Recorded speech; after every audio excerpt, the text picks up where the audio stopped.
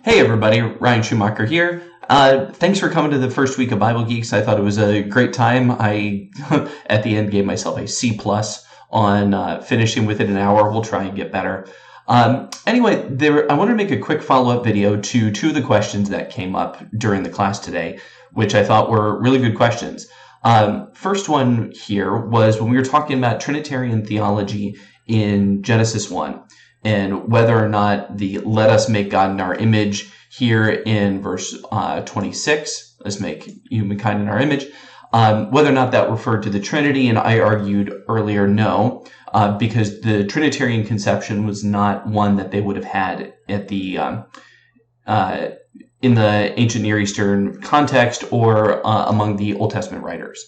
So the question that got asked, which I thought was a very good question, was what do we make of in verse 2, the earth was formless and void, darkness was over the surface of the deep, and the Spirit of God was moving over the surface of the waters. So this word here, spirit, ruach, in Hebrew, is, it's spirit. And should we take this, doesn't this kind of imply the idea of the Holy Spirit? We have the idea from the New Testament, the Holy Spirit was involved in creation. And I said I wanted to give this a little bit of a good treatment, and I didn't want to answer right away. Ooh, something is going wrong here. Let's hold on. Okay, you were not able to see all of that. There we go. Okay, so right here. The earth was formless and void, darkness over the surface of the deep, Spirit of God was moving over the surface of the waters. So I wanted to respond to that a little bit with this video. So as I was getting ready, I was reading through, giving you a little bit of an insight into how I go about some of my research. You get to see kind of the workbench here. That's Logos Bible software. And so I pulled up the passage guide with all the commentaries that I have here and picked some of the ones that I tend to go to with some regularity, and also a few different translations. For me personally, New American Standard, New Living Translation, New Revised Standard are kind of the translations I tend to work with to get a broad spectrum. So, I looked here, Spirit of God, moving over the surface of the waters. There's your word, ruach. New Living Translation, again, we have basically the same thing. Spirit of God was hovering over the surface of the waters. I thought it was really interesting when I went to the NRSV, and I get here, the earth was formless and void, and while a wind from God swept over the face of the waters. Thought that was interesting. So wind, here's your word ruach again. If we pull this up, let's do a Bible word study real quick. You're actually seeing this for the first time with me. So Logos can do this cool thing here where it's going to show you all the ways in which this word is translated. So you can see here throughout the Old Testament, we have 388 mentions of it. And you see spirit comprises about 119 of them. Wind, 114. So, and then you have spirit here, particularly of God. So here we have Genesis 6:3. The Lord said, "My ruach, my spirit, shall not abide in mortals forever." Exodus 31, filled him with divine spirit. So spirit with a modifier of God. And then you see others here, breath, disposition. So mainly it's spirit, so sometimes referring to human spirit, Spirit of God, and then this wind. And so there's lexical attestation of the idea that, ruach means both spirit and wind. So that's where you get these different translations from. The question is, what's actually the right way to think of it in Genesis 1 in context? So I pulled open some of the commentaries here, and I just want to highlight a couple things for you.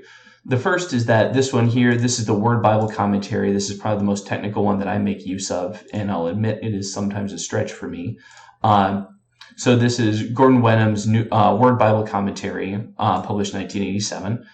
This is one of the more thorough ones that gets into a lot of the original language work. And so commenting on the translation here, the author says, it's impossible to make a firm choice between wind, breath, and spirit in the translations of ruach in this case. But the verb hovering used in conjunction with it does perhaps fit with wind better than either spirit or breath. certainly breath hovering is not really the way that we think about it. I mean, I'm going to emphasize a little bit more the former. It's hard to make the choice than the latter, because I'll say, if you believe that the Spirit is a personal force, why wouldn't the Spirit hover? Does wind really hover? Not sure so much, but here says the phrase does really express the powerful presence of God moving mysteriously over the face of the waters.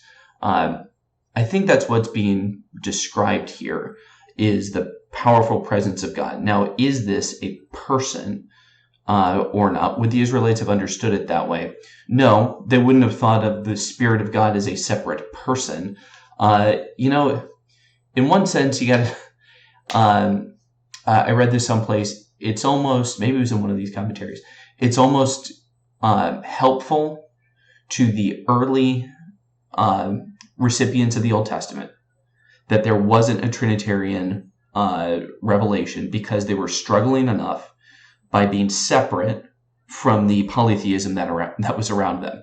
We had to wait a little bit in the progression of human history before the idea of the Trinity, Trinitarian monotheism, could actually take root without it devolving into syncretism. They had a hard enough time with that anyway. Thought that was kind of an interesting point.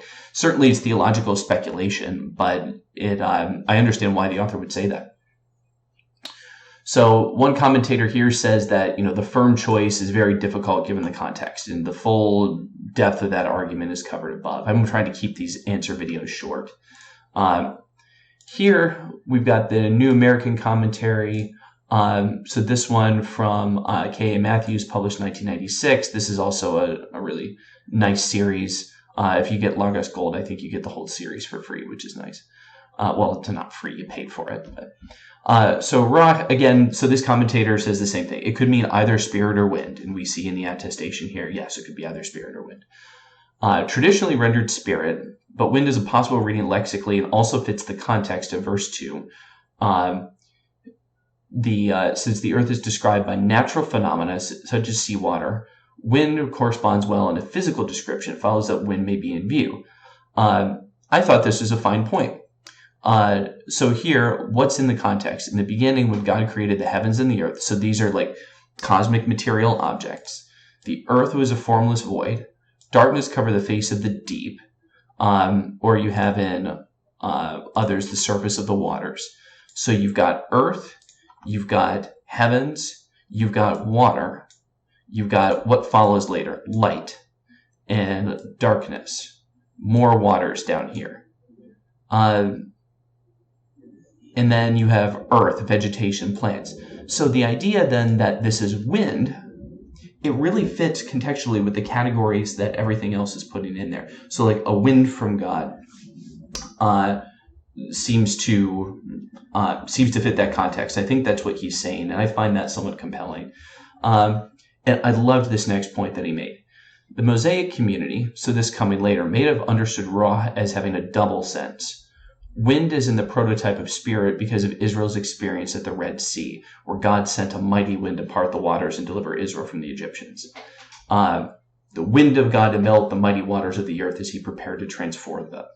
I loved this point because, so we're going to set aside the questions of the authorship and dating of the books and just say canonically, Israelites knew that the power of God would be manifest through wind at times. So the wind of God, the wind from Yahweh, parted the waters of the Red Sea and freed them.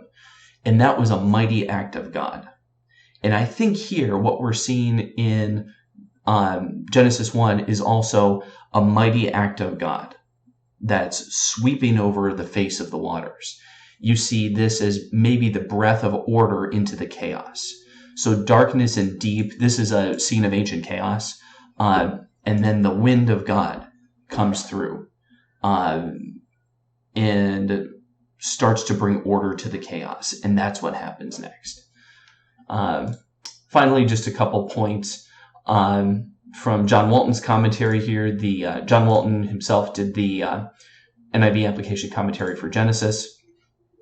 So a thorough study of the use of the phrases Spirit of God and Spirit of the Lord in the Old Testament results in a fairly clear profile of the revelation given to the Israelites and their resulting understanding.